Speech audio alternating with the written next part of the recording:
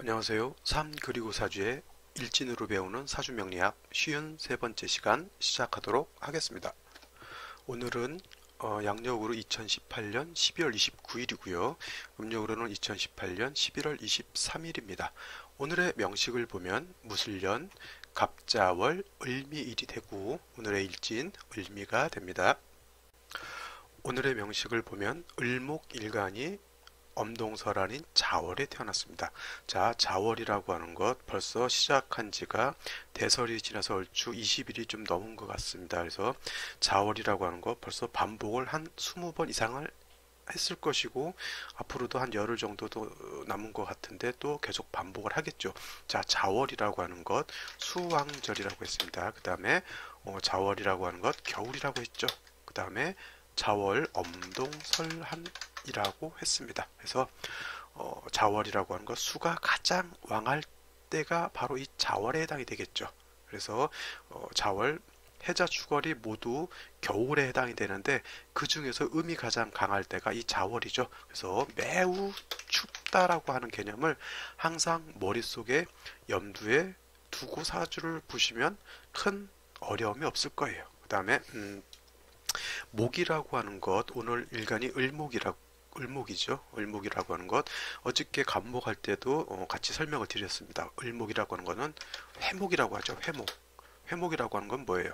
꽃을 피우는 나무 이런 걸 말하고요. 화초라든가 뭐 이게 꽃을 피우는 뭐 분초 뭐 이런 것들 있죠. 뭐 난초 같은 것도 여기에 해당이 되고요. 그다음에 을목 같은 경우는 새도 날아다니는 새 있죠. 이런 것도 해당이 되고 호수 위에 떠 있는 백조 같은 것도 그 백조가 어떻게 돼요? 을목에 해당이 되는 거예요. 그래서 이 을자가 어떤 을자냐면 잘 보시면 이게 또 새 을자로도 읽히죠. 새를 뜻하는 거예요. 그 다음에 약간 구부러졌다라고 하는 것. 그 다음에 십간에서는 두 번째 천간을 말한다 해서 이 새 을자를 쓰고 있죠. 그죠? 그래서 이 을목이라고 하는 것, 새를 의미하는 걸로도 볼 수 있고요. 그 다음에 사람의 신체로 놓고 보면 털 있죠.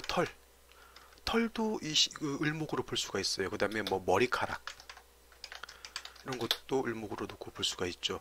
근데 갑목 같은 경우는 대립목이라고 해서 갑목은 잘 쉬지 않고 뻣뻣하게 하늘만 보고 올라가는 것을 갑목이라고 한다고 하면 을목이라고 하는 건 아까 을목의 뜻을 봤을 때 굽다라고 되어 있죠.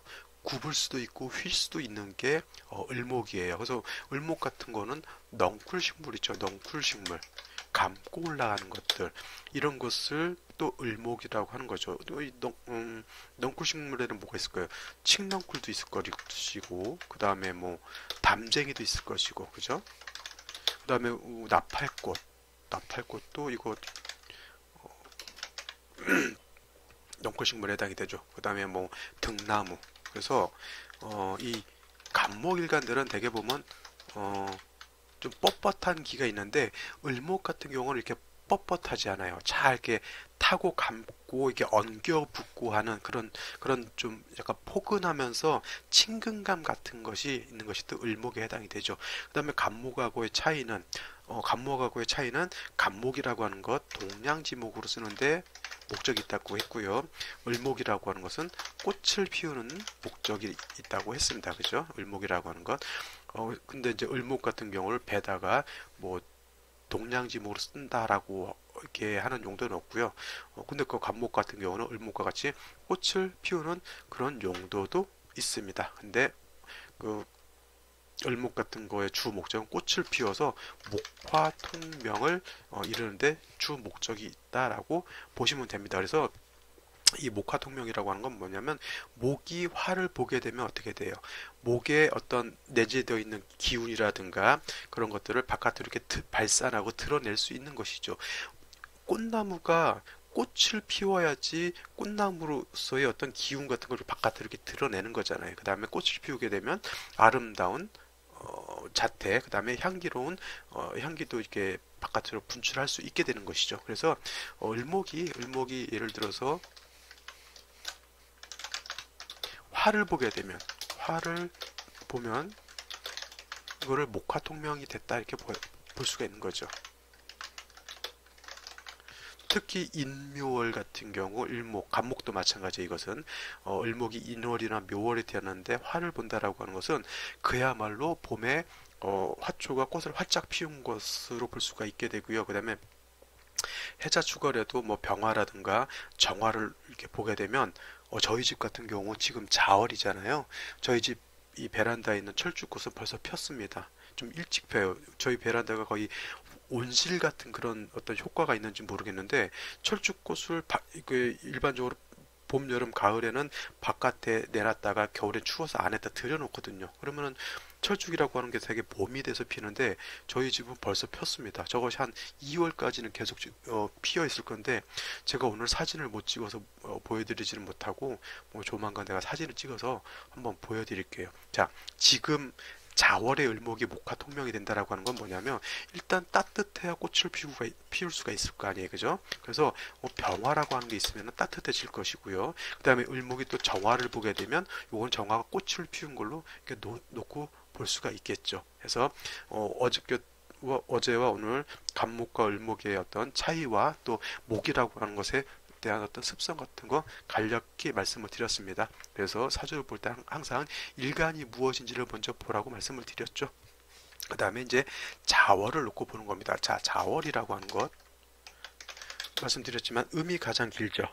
음이 가장 길다라고 하는 것, 반대로 얘기하면 양이 가장 약하다 라고 이렇게 볼 수 있는 것이죠. 그래서 자월이라고 하는 것 수왕절입니다. 그래서 수왕절이라고 하는 개념, 수가 가장 왕할 때죠. 그래서 이 수라고 하는 오행을 놓고 포태법으로 이렇게 보게 되면 수가 자월의 이름은 제왕지에 해당이 되죠. 제왕지 가장 극왕할 때가 자월입니다. 수의 입장에서. 근데 목이라고 하는 것 목은 신에서 포를 일으킨다고 해서 목어 기포신이라고 전에 포태법 설명할 때 설명을 드렸고요. 그 다음에 신에서 포를 일으켜서 포태, 양생, 욕대, 관왕, 쇠병, 사묘 12단계를 거치게 되는데 을목이 자에 이르게 되면 여기는 목욕지에 해당이 되죠.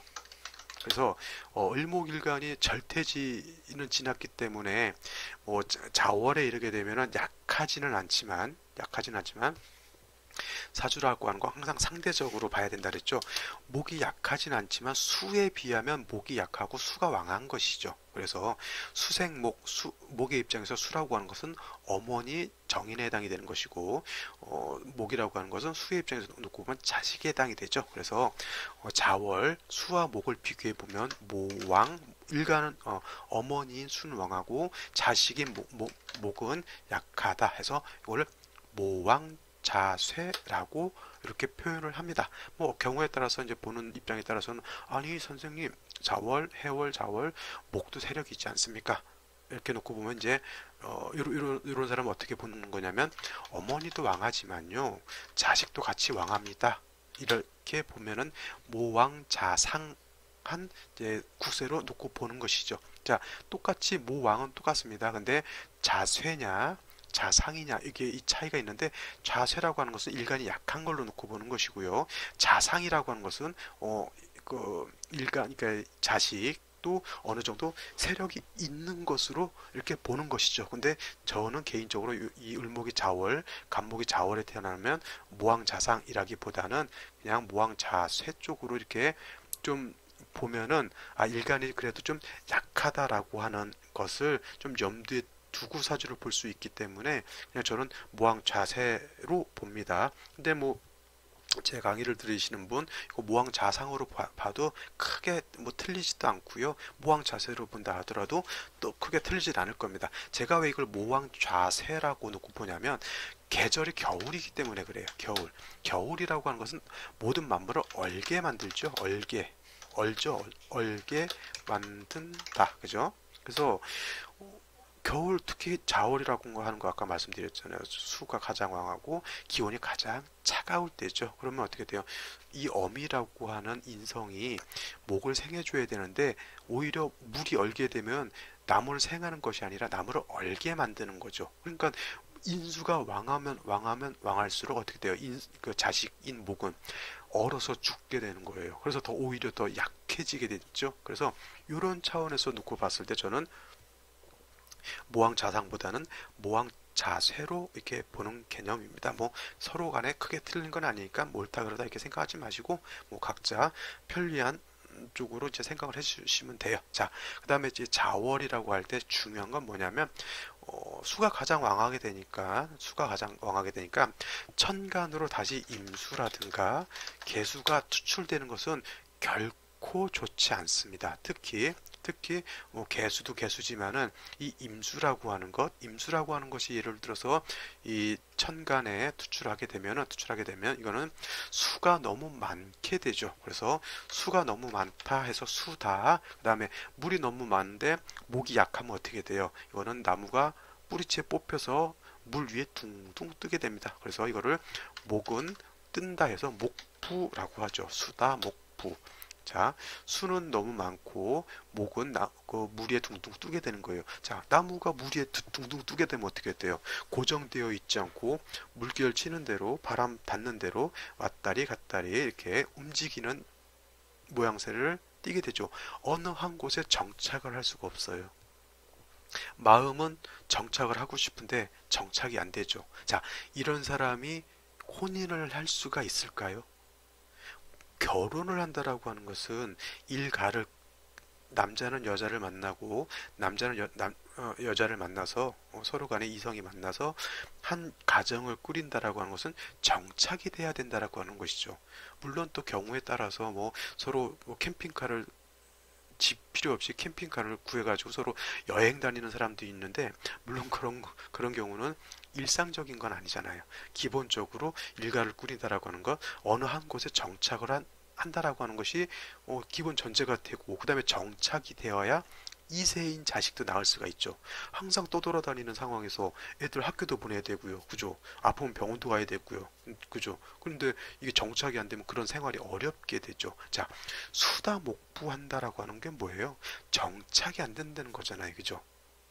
정착할 수 있는 생활을 할 수가 없어요. 그러니까 이 사주가 이와 같으면은 결혼하기가 힘들어지는 거잖아요. 자, 남편 덕이 있습니까? 처덕이 있습니까? 자, 물론 남편 덕이라고 하는 거 관성을 놓고 봐야 되죠.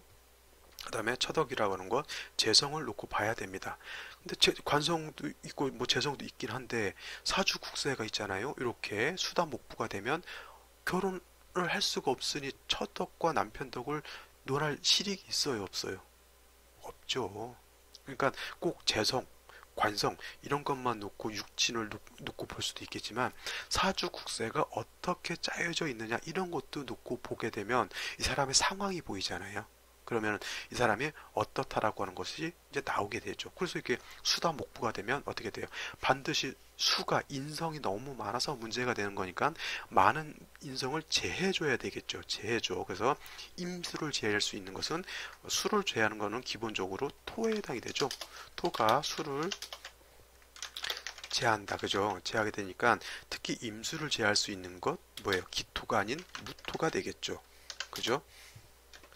그래서 이렇게 수다 목부 또는 수범 목부라고 하죠. 수범 목부가 되게 되면 반드시 무토가 있어서 왕수를 제해야 합니다. 그렇지 않으면 어떻게 돼요? 아까 말했지만 표류하는 인생을 산다라고 이렇게 말씀을 드렸죠. 그 다음에 또 지금은 임수가 투출한 것을 말씀드리는 것이고요. 그 다음에 예를 들어서 개수가 투출해도 요거는 문제가 됩니다. 왜냐하면 임수라고 하는 거는 왕수 대해수라고 그랬죠. 임수는 대해수를 놓고 보기 때문에 수가 범람을 하지만 개수라고 하는 것은 범람하지는 않지만 개수라고 하는 것은 조후에 관련이 있죠. 조후.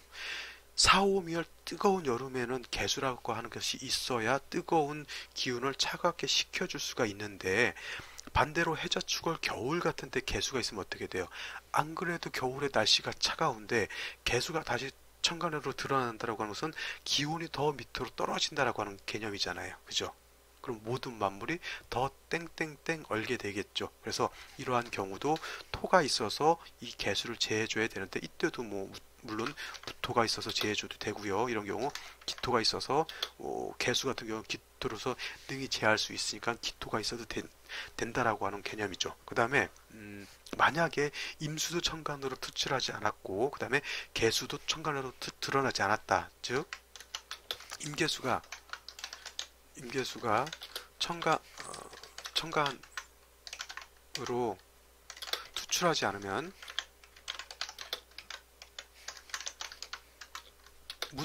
무기토도 용도가 없어요. 필요가 없죠.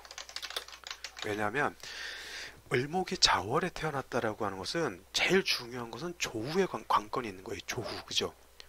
이 조후라고 하는 개념 아시죠?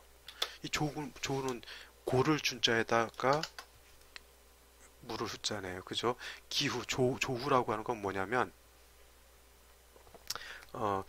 차가운 것은 아주 차갑고 얼어져 있는 것은 따뜻하게 해준다라고 하는 것이 조우인 것이고요. 그 다음에 아주 뜨겁다고 하는 것은 또 시원하게 식혀준다라고 하는 것이 조우의 개념이에요. 그래서 여름 같은 경우는 막 40도, 50도 올라가면 사람이 어떻게 돼요?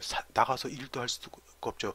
너무 뜨거우면은 열사병, 일사병에 걸려서 사람이 죽을 수도 있어요. 그죠? 이럴 때는 어떻게 돼요? 시원한 에어컨이라도 있어야 사람이 살 수가 있게 되는 것이고요. 그 다음에 해자축월 같이 너무 추울 때는 어떻게 돼요? 이런 경우에도 사람이 나가서 활동하기가 굉장히 어렵죠. 이런 경우에는 반대로 화가 있어서 따뜻하게 해줘야 모든 만물, 동식물을 포함해서 사람도 살 수가 있게 되는 거죠. 그것이 이 조우라고 하는 개념이에요. 조우라고 하는 개념, 뜨거운 것은 시원하게, 너무 얼어서 차가운 것은 또 선선하게 만들어주는, 좀 모든 만물에 살 수 있는 적정 온도를 맞춰준다라고 하면 생각하시면 돼요. 사람이 살 수 있는 가장 적정 온도가 대개 한 18도씨에서 한 25도씨 이 정도가 가장 적정한 걸로 알고 있어요. 그래서 뜨거운 여름에도 너무 기온을 너무 하향 조정한다거나, 그리고 겨울에도 기온을 너무 높게 잡아놓으면 어떻게 돼요? 바깥 온도와 실내 온도가 너무 이렇게 차이가 크게 되면 사람도 그 큰 기온차에 적응하기가 많이 힘들죠. 그렇죠? 그래서 한 대략 15도에서 25도 정도로 놓고 보게 되는데, 조우라고 하는 개념은 봄이라든가 가을 같은 때는 그 조우의 개념이 크게 용도가 없어요. 봄도 사람이 살기 따뜻한 계절이잖아요. 그죠? 그 다음에 가을이라고 하는 것도 따뜻하진 않지만 사람이 활동할 수 있을 정도의 서늘한 기운이에요. 그죠? 근데 여름은 너무 뜨거워서 문제가 되는 것이고, 그 다음에 겨울은 너무 추워서 문제가 되는 것이니까, 이 조우라고 하는 게 있죠. 조우라고 하는 것은 어느 때 가장 절실하냐면 뜨거운 여름과 그 다음에 추운 겨울에 그 수요가 굉장히 크겠죠. 그래서 봄, 가을보다는 조우라고 한 개념, 겨울과 여름의 용도가 더 크다라고 하는 것 명심해 두시면 되겠습니다. 그래서 아까 제가 뭘 얘기를 하다가 조우 얘기로 빠졌냐면, 을목이 자월에 태어났을 때는 원래 토가 중요한 것이 아니고요. 토가 중요한 것이 아니고 화가 중요한 거예요. 기본적으로. 모든 십간이 마찬가지겠지만 해자축월에 태어났을 때는 화가 관건이 되는 것이고요. 이 화 중에서도 병화가 관건이 되는 거예요. 그죠? 그래서 모든 식간이 자월에 태어났을 때, 해월도 마찬가지고 축월도 마찬가지고, 해자축월에 태어났을 때는 조우의 절실함 때문에 이 병화라고 하는 것이 필요한데, 천간으로 임계수가 이렇게 투출했다라고 하는 거는 뭐냐면, 기온도 차갑게 만들고 그 다음에 수다 목부가 돼서 목도 떠내려가게 만드는데, 더 중요한 관건은 뭐냐면, 이 임계수가 병화를 용신으로 써야 될 병화를 곤하게, 피곤하게 만든다라고 하는데 핵심이 있는 거죠. 피곤하게 만든다는 거죠. 그러니까 어떻게 보면은 임수 같은 경우 병화를 파극할 수도 있잖아요. 그죠? 이런 경우에 무토나 기토가 있어서 임계수를 제해줘야 되는 것이고요. 그 다음에 무토가 임계수를 제해줄 때도 병화가 없는 것은 불가능합니다. 왜냐하면 임계수가 투출돼서 무토로서 임계수를 제하는 용도는 있어요. 그러니까 재성으로서 용도는 있게 되지만 화가 없게 되면 다시 얼게 되죠. 그러니까 어떻게 돼요?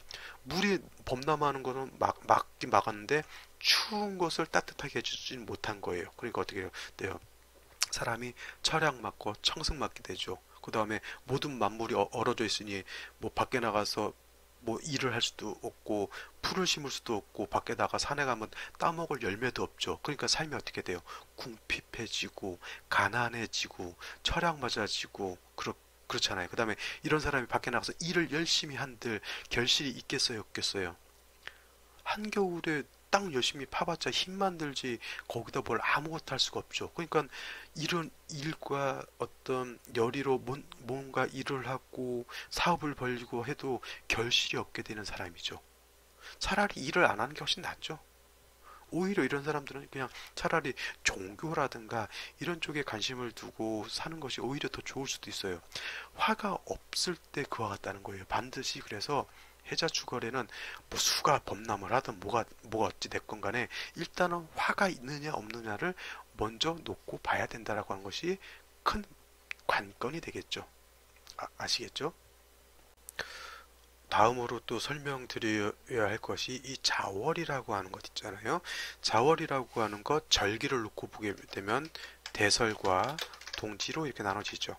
대설과 동지. 자, 요거를 보면서 설명을 드리는 것이 더 좋을 것 같네요. 자, 이걸 한번 보죠. 자, 이거는 구궁이죠. 구궁표 안에 자월부터 자축, 인묘, 진사, 오미, 신유술에 다 이렇게 배속을 시켜놨고요. 해자축이라고 하는 것 아시겠지만 북방수 겨울에 해당이 되고 인묘지는 동방목 봄에 해당이 되면서 사오미는 남방화 여름에 해당이 되고요. 그 다음에 신유술은 서방금이라고 해서 가을에 해당이 되죠. 자, 인월, 묘월, 진월은 봄이고요. 양력으로는 인월이라고 하는 것 2월, 3월, 4월 정도로 보시면 되고요. 사오미월 여름이고요. 양력으로 한 5월, 6월, 7월 정도 이렇게 보시면 됩니다. 그 다음에 신유술을 가을에 해당이 되면서 8월, 9월, 10월 정도 보시면 되고요. 그 다음에 해자축 겨울 11월, 12월 그 다음에 한 해 넘어서 양력으로 1월까지 이렇게 해자축 보시면 됩니다. 그 다음에 각 월마다 이 24절기가 배속되어 있다라고 말씀을 드렸죠. 그래서 뭐 인월은 뭐 입춘우수, 묘월은 경치충분 이렇게 쭉 배속이 되어 있습니다. 이것은 보시면서 따로 노트에다가 필기를 해 놓으시고 이렇게 외우세요. 이렇게. 그 다음에 뭐 제가 말씀드렸지만 인묘진월은 2월, 3월, 4월 이렇게 또 메모를 해 놓으시면 더 외우시기가 편하겠죠. 모든 것을 외울 때는 12지지에 관련된 것은 이렇게 구궁표에다 놓고 외우시면 좋다라고 하는 거고, 제가 지금 말씀을 드리고 싶은 것은 이 자월, 지금 현재 자월을 말씀드리잖아요.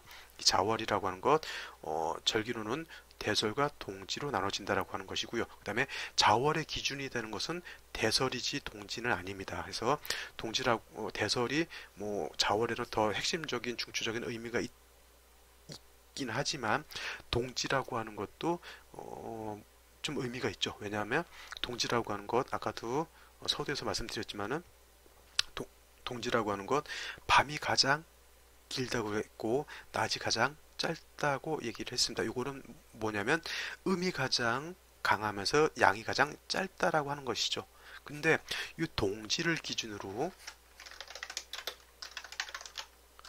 일양이 희생을 합니다.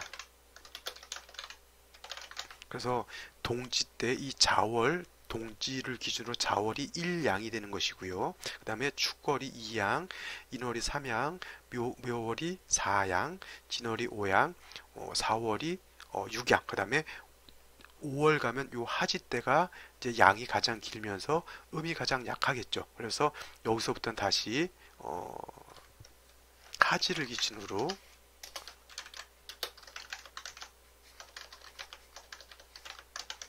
1음이 시상한다 그랬죠.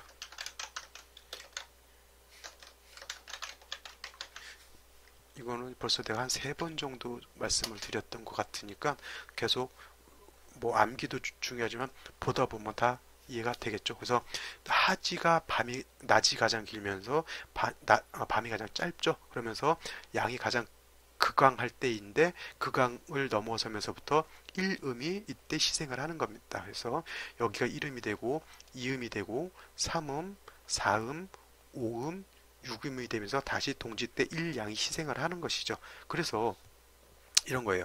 자월에 태어났을 때는 물론 대설도 중요하지만 동지 전이냐 아니면 동지 후냐에 따라서 약간 사주를 보는 게 약간 차이가 있어요. 왜냐하면 동지 전은 음이 가장 강하고 양이 약하잖아요. 근데 동지 후로 넘어가면서부터는 양이 희생을 하기 때문에 양이라고 하는 것이 어느 정도 이제 세력을 잡기 시작하는 겁니다. 그래서 십간, 을목도 그렇고 간목도 그렇고 모든 십간이 자월에 태어났을 때 대개 보면 화를 용신으로 쓴다고 했죠. 화라고 하는 건 물론 병화를 이제 기준으로 놓고 봤을 때 왜냐하면 조우를 봐야 되는 것이니까 병화를 놓고 봤을 때 동지 전에 병화를 똑같이 병화를 쓰는 것과 동지 후에 병화를 쓰는 것이 공력의 차이가 있겠어요, 없겠어요? 당연히 있습니다. 동지 전에 병화를 쓴다라고 하면 아직 일양이 희생하기 전에 병화를 쓰는 거기 때문에 아무래도 일양이 희생한 동지 후에 병화를 쓰는 거하고 좀 차이가 있을 겁니다. 그죠? 예를 들어서 동지전에 병화를 쓰는 경우에는 예를 들어서 의식이 족하다, 의식이 족하다라고 본다면 의식이 족하다라고 하는 건 뭐냐면 그냥 밥은 먹고 산다는 얘기죠. 명리에서 의식이 족하다라고 하는 것 월급 200만 원, 300만 원 받아서 이렇게 사는 정도가 아니라 그래도 조그마한 어줍잖아. 그래도 건물이라도 있으면서 세놓고 좀 편안하게 살 수 있는 정도를 의식이 족하다라고 표현하는 거지. 그냥 밥 먹고 그냥 그야말로 밥만 먹고 사는 정도로 의식이 족하다라고 표현하진 않아요. 그죠? 근데 동지전에 병화를 썼을 때 의식이 족하다라고 이렇게 표현한다라고 하면 동지 후에는 의식이 족한 수준을 넘어서 명예를 얻을 수가 있고요. 아니면 좀 더 큰 부를 얻을 수도 있는 것이 동지 후에 병화를 쓰는 거예요.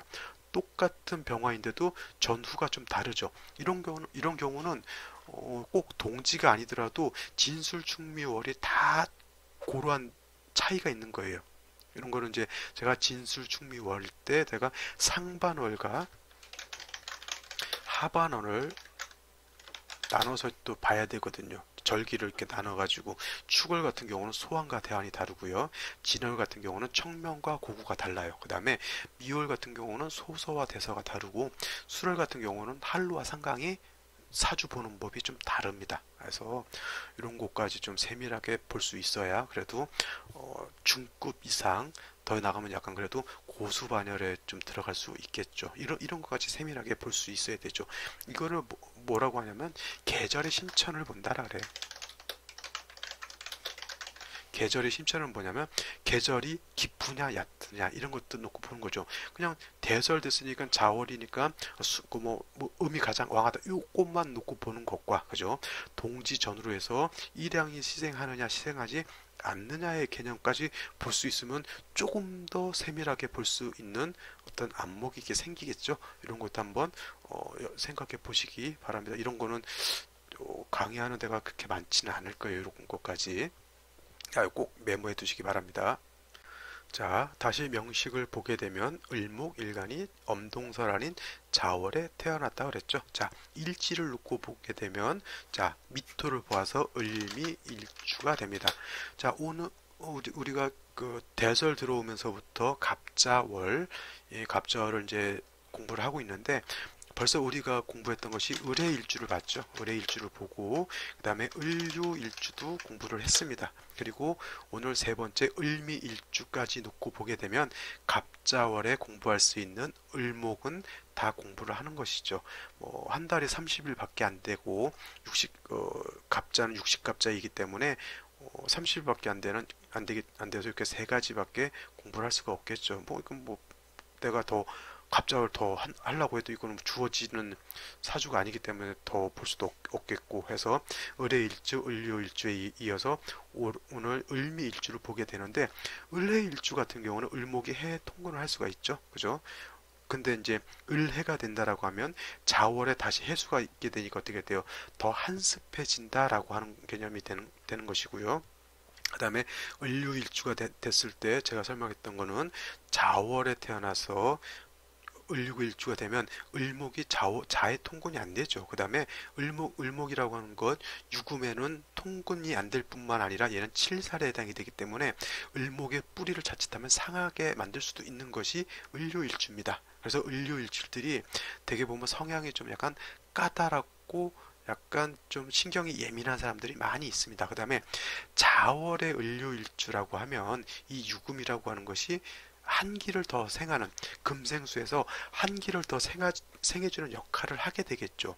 만약에 을류일주다 하더라도 여름인 4월이라든가 5월 같은 때 태어났으면은 금이라고 하는 것이 수만 있게 되면 그 똑같이 수를 생하면은 그때는 뜨거운 여름의 기온을 낮추는 좋은 역할을 하게 되는데 이 을류일주의 유금이 겨울에 태어나게 되면 말씀드렸지만 금은 수를 생하게 되어 있기 때문에 이때는 오히려 한기를 가중하는 역할을 해서 이 유금이라고 하는 게 해자축월에는 좋은 역할을 하지 않는다는 것이죠. 자, 오늘의 일주인 을미일주를 놓고 보게 되면 이 미라고 하는 것은 포태법으로 놓고 보게 되면 아까 말씀드렸지만 목이라고 하는 것 신에서 포를 일으켜서 미에 이르게 되면 이거는 묘지에 되죠. 묘지 내지는 고장이라고도 하죠. 고장. 그래서 미중에는 미중 을목이라고 하는 게 있죠. 이거는 이제 고지에 들어있는 을목인데 이 을목이라고 하는 것 미토에 뿌리를 둘 수가 있어요. 이 뿌리를 둔다라고 하는 것은 통근을 말하는 거죠. 통근을 말하는 겁니다. 그래서 통근을 할 수가 있고요. 근데 이 자수에는 을목이 통근할 수가 없죠. 그래서 제가 여러 번 강조했지만 통근의 개념과 상생의 개념은 다르다라고 말씀을 드렸습니다. 그리고 이런 곳 한번 생각해 보실 게 뭐냐면 이 자수라든가 해수가 있을 때 미토가 있게 되면은 이 수하고 토가 약간 섞이게 돼 있죠. 우리가 봄에 모를 심을 때 논을 이렇게 뭐 경운기라든가 이게 또 가른 다음에 물을 넣고 약간 진흙처럼 만들게 되죠. 고와 같은 것이 이런 거예요. 해수가 있을 때 기토라든가 있게 되면 기토 타김이 되는 걸로 볼 수도 있지만 이거를 혼임이라고 하는 개념으로 또 볼 수가 있는 거거든요. 임수에다가 물이 있는데 기토 같은 게 좀 이렇게 섞이게 되면 노타리 친다 그러죠. 논에다. 그래서 모를 심을 수 있는 여건을 만들어주는 거예요. 그러면 이 간목이라든가 을목이 이 혼임된 그 물에 뿌리를 줄 수가 있게 되는 것이죠. 이게 자수가 있을 때 통근은 안 되는데 미토가 이렇게 첩신되어 있으면 얘가 약간 탁수가 되면서 을목이 뿌리를 둘 수 있는 그런 여건도 될 수 있다라고 이렇게 볼 수가 있는 겁니다. 이거는 약간 좀 어려운 개념이니까 솔직히 이 혼임까지는 오늘 모르셔도 되는 거고요. 근데 이게 미토가 있다라고 하는 건 을목이 뿌리를 둘 수가 있고 그 다음에 이게 건토 마른 땅이긴 하지만은 자수가 이렇게 첩신돼 있으면 얘가 습토화됩니다. 그래서 을목 같은 것이 뿌리를 둘 수가 있고요. 월간에 있는 간목도 여기에 뿌리를 둘 수가 있게 되죠. 그 다음에 을목이 이 간목을 보게 되면 이건 뭐라 그랬죠? 등다개갑이라고 했어요. 을목이라고 하는 건 아까 넝쿨식물과 같다 그랬죠. 그래서 잘 감고 올라갑니다. 우리가 저기 그 산 같은 데 가면 참나무라든가 이게 뭐 이런 소나무 같은 게 있으면 칡넝쿨이 그걸 이제 감고 올라간 걸 많이 볼 수 있을 거예요. 그런 경우 어떻게 돼요?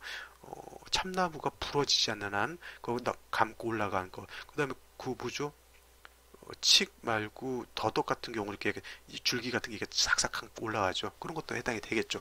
근데 간목이 부러지지 않는 한 을목은 간목에 의지해서 살 수가 있게 되는 겁니다. 그래서 그러한 개념 보시고 연주를 놓고 보게 되면 이 무술토가 있어요. 그래서 이것도 아까 서두에서 말씀드렸지만 을목이 자월에 태어나게 되면 중요한 건 이 무술토가 아니라 아까 화라 그랬죠. 화 중에서도 병화가 중요하다고 했어요. 그래서 이 임계수가 이 무토가 용도가 있어야 할 때는 언제냐면 임계수가 천간으로 투출했을 때 그 임계수를 제하기 위한 용도로 쓰는 것이고요. 그 다음에 이 무토로서 임계수를 제하는 경우에도 반드시 병화가 있어서 토도 보좌를 해주고 그 다음에 차가운 기운도 따뜻하게 해줘야 된다라고 말씀을 드렸죠. 그래서 생시에서 놓고 봤을 때 이모시나 개미시가 된다라고 하면 이때는 임계수가 물론 이제 시지에 오화 미토가 있어서 뭐 크게 뭐 임자라든가 뭐 그런 것처럼 수가 그렇게 왕량하진 않는다 하더라도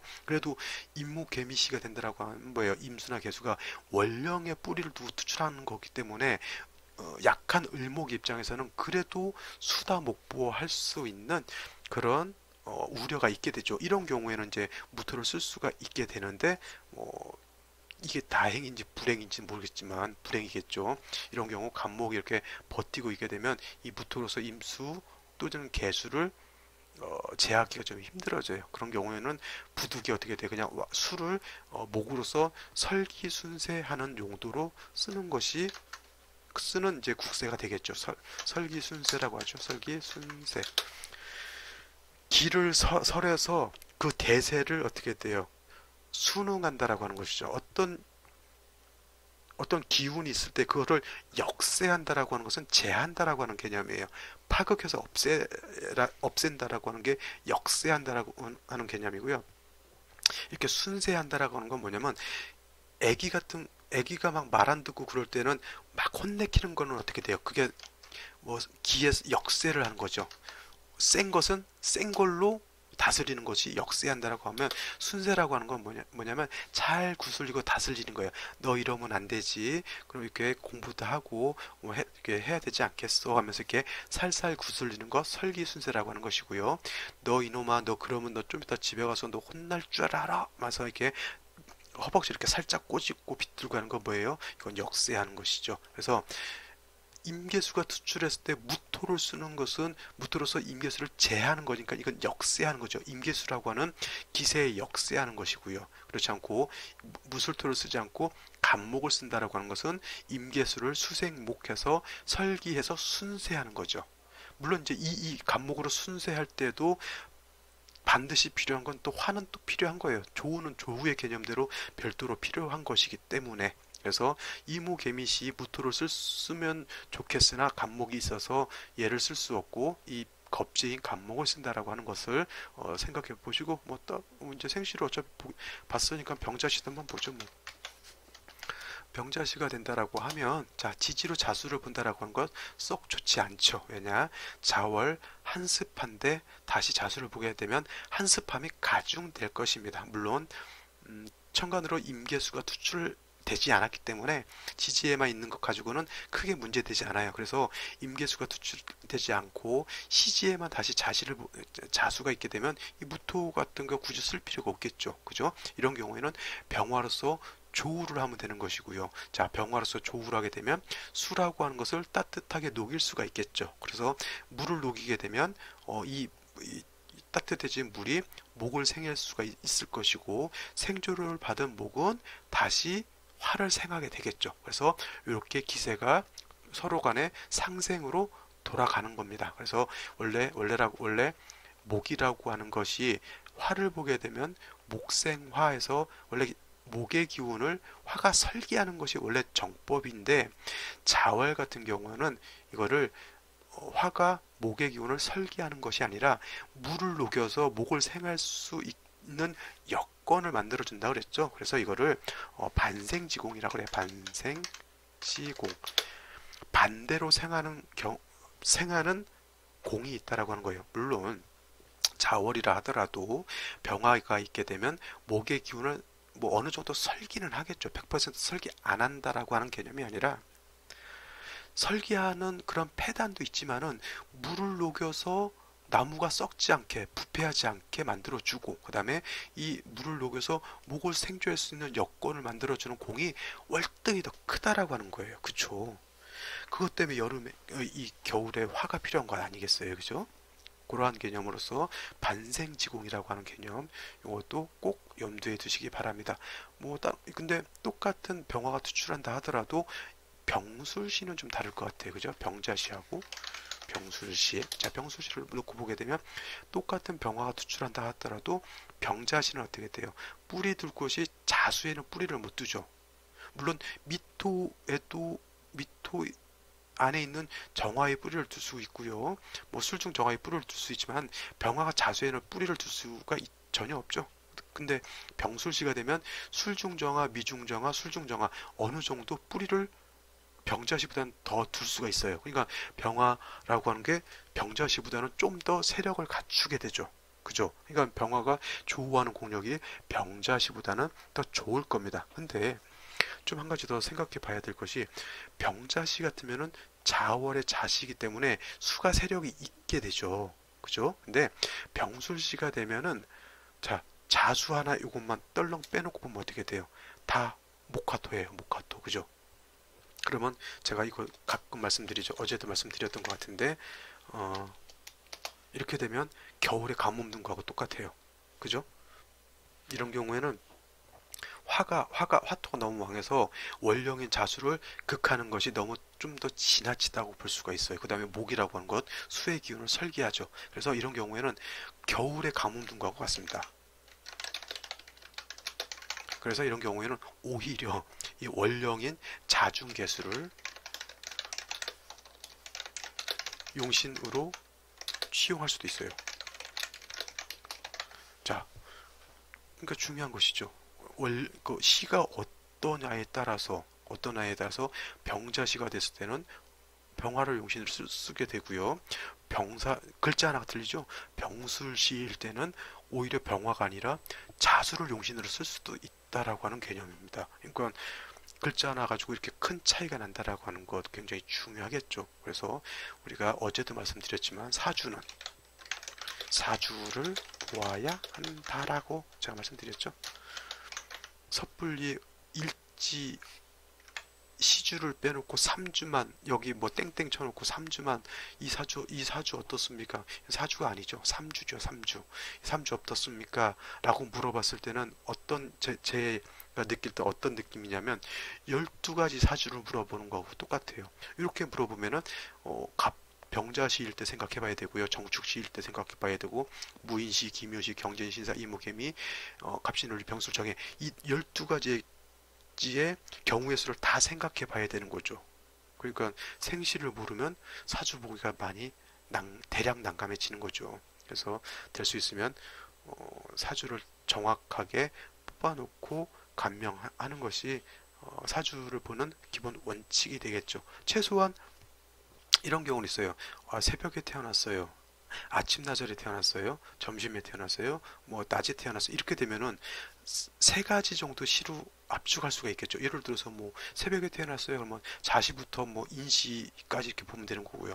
아침에 태어났어요. 그러면 묘지, 뭐 인묘지 이렇게 볼 수도 있고요. 뭐 대략 낮에 태어났습니다. 진사오나 사오미로 보면 되는 거고. 그다음에 뭐 해 지기 전 그러면 신유술, 신월 신시 유시 보면 되는 거고요.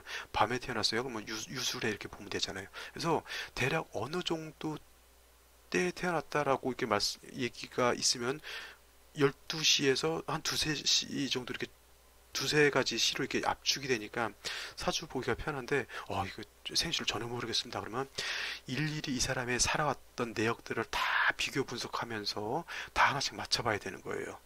이거를 우리가 전문 용어로도 노가다라고 합니다.